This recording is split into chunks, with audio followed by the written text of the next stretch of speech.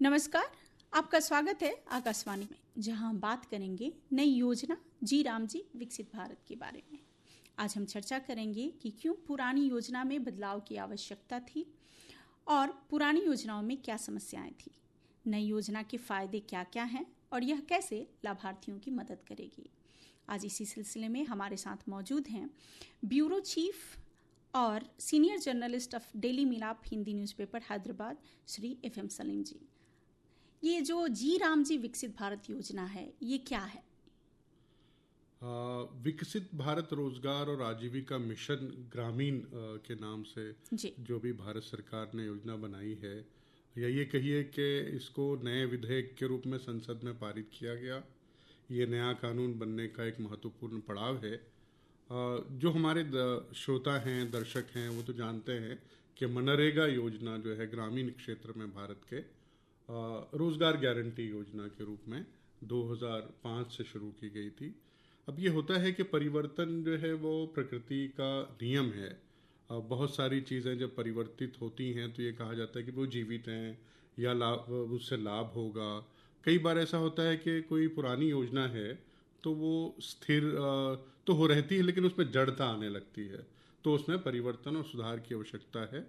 भारत सरकार ने इसी बात को महसूस करते हुए उस योजना में नए दौर की आवश्यकताओं के अनुसार आधुनिक युग में जो भी अभी देखिए, हम बहुत पहले से हम कहते रहे हैं और वो प्रासंगिक भी है कि हमारा जो देश है वो ग्राम में जीता है, गांव में जीता है। जी, बिल्कुल। गांव में हमारी संस्कृति है, जी। बड़ी संख्या में लोग गांव में रहते हैं, तो उनके विकास के लिए, उनकी उन्नति और प्रगति के लिए उनको रोजगार समय के अनुसार जो तौर तरीके हैं उसके अनुसार रोजगार उपलब्ध कराने के लिए इस योजना में बड़े पैमाने पर सुधार किए गए हैं, ढांचागत भी किए गए हैं, कानूनी स्तर पर भी किए गए हैं, वित्तीय स्तर पर भी किए गए हैं।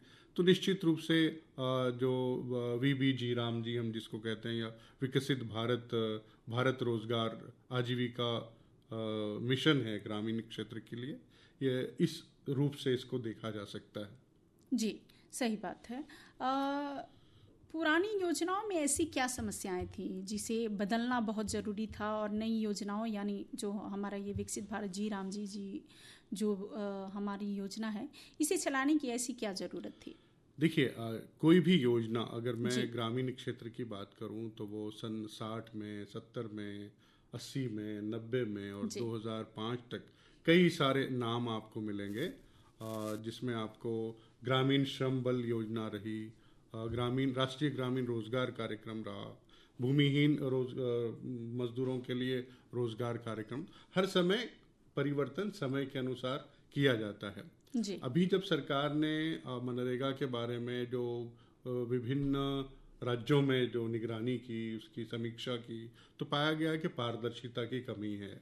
और एक सबसे जो मुख्य मुद्दा है कि जो कुशल मजदूर हैं, जो अच्छे काम कर सकते हैं, ज़्यादा आमदनी मिलती है, वो भी रोजगार गारंटी के भरोसे पे नहीं, मतलब वहाँ से नहीं निकल रहे हैं, या उद्योगों में जो उद्योग धंधे हैं वो वहाँ नहीं जा रहे हैं।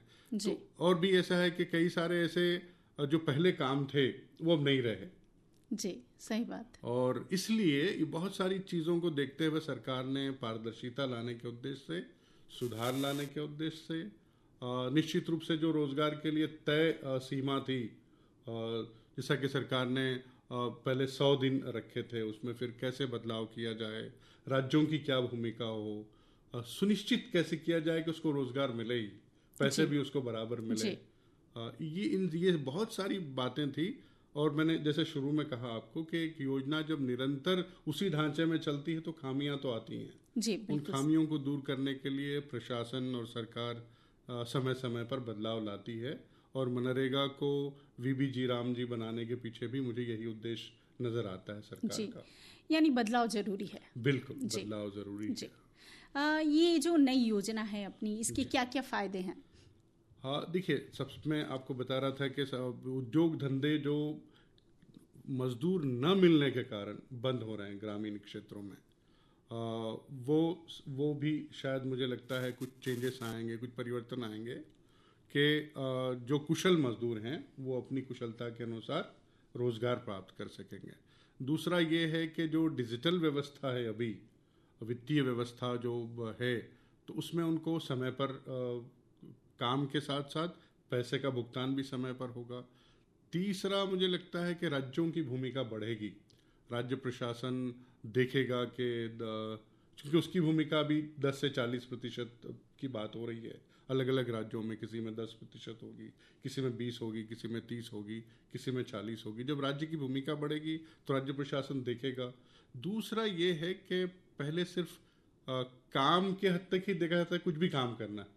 अब सरकार ने इसमें इस योजना में ये तय कर रखा है कि ग्रामीण विकास कैसे सुनिश्चित किया जाए। मतलब रोजगार को विकास के साथ जोड़ने वाला जो काम है वो हुआ है, और इसमें एक सुनिश्चित करने की कोशिश की गई है कि संपत्तियों का विकास हो, संपत्तियों का निर्माण हो, नई संरचनाएं बने और जवाबदेही तय हो। जो ग्रामीण प्रशासन है, ग्राम पंचायतें हैं, उनका क्या रोल इसमें होगा, क्या भूमिका होगी कि भाई कुछ काम किया जा रहा है तो क्या काम किया जा रहा है वो बताना पड़ेगा। बिल्कुल सही बात बिल्कुल। है जी। जैसे अभी हमने बात की कि भारत जो है वो गाँवों का देश है जी। तो नई योजना से गाँवों में क्या बदलाव आएगा? देखिए, असल में अभी जो अर्बनाइजेशन हुआ है बड़ी तेजी से बढ़ा है जी। खासकर जो पिछले 10 साल की हम बात करें तो बहुत बड़ा है। यहाँ तक कि अभी हम तेलंगाना की बात करते हैं, हैदराबाद से हम बात कर रहे हैं, तो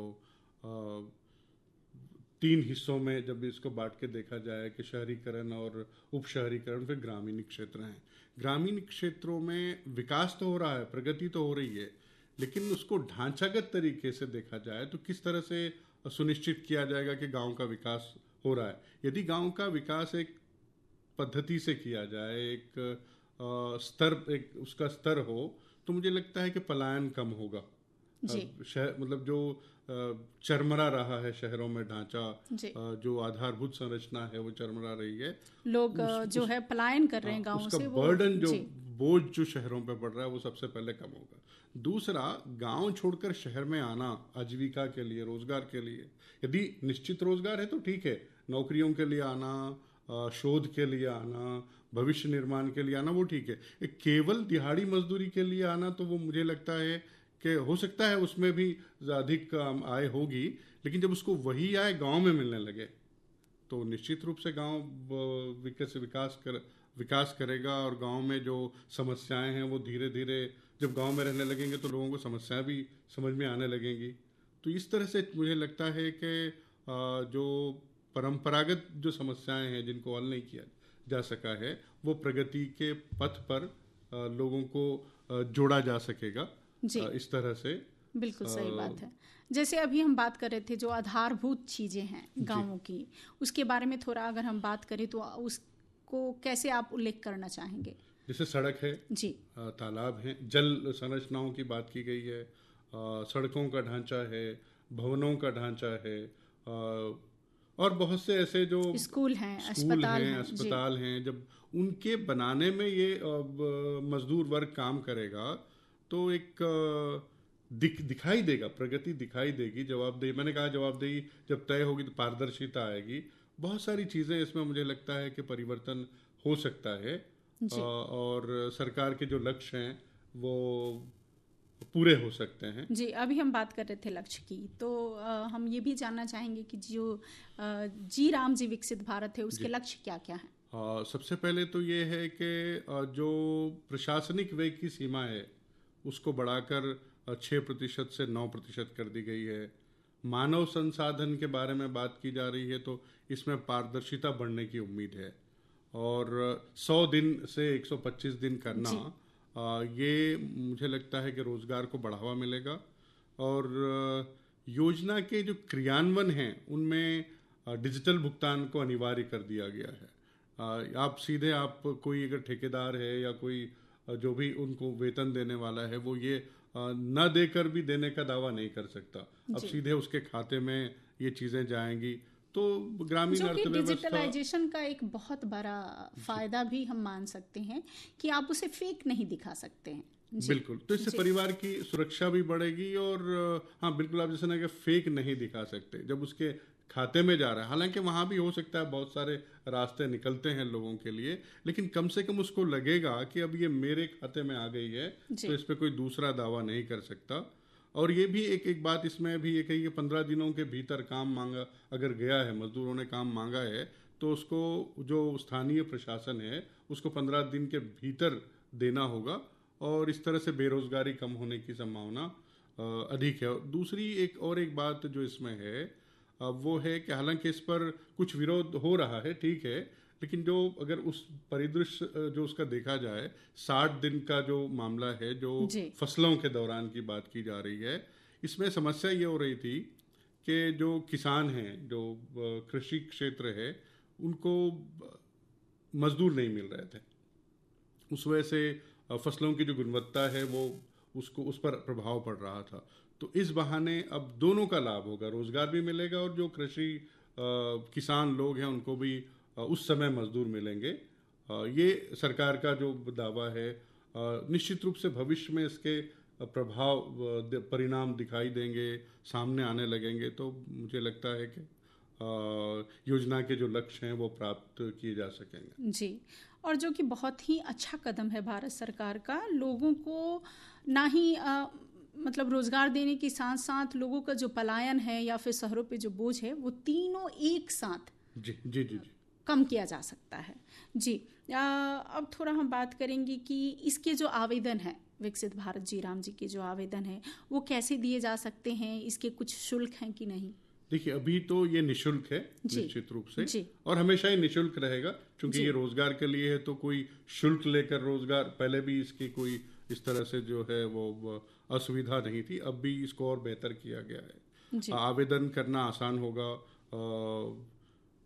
जो ग्रामीण जो व्यवस्था है, जो भी ग्रामीण सरपंच हो या फिर ग्राम में जो अधिकारी हैं, उनके स्तर पर पारदर्शिता लाने का प्रयास इसमें किया गया है। सरकार ने जो लक्ष्य रखा है वो 1.51 लाख करोड़ रुपए खर्च करने का इस पर लक्ष्य है। संभावित हो सकता है आवश्यकता अनुसार इसमें ज़्यादा भी हो। तो एक मॉडल ग्रामीण रोजगार योजना इसको कहा जा सकता है, आदर्श ग्रामीण रोजगार योजना इसको कहा जा सकता है।